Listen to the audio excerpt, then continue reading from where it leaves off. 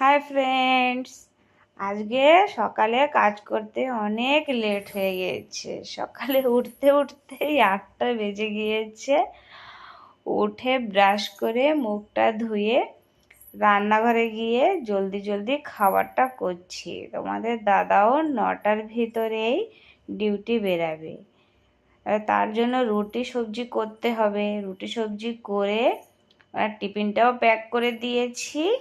আর তোমাদের দাদা খেয়েও নিয়েছে, টিফিনটা নিয়ে ডিউটি বেরিয়েও পড়েছি।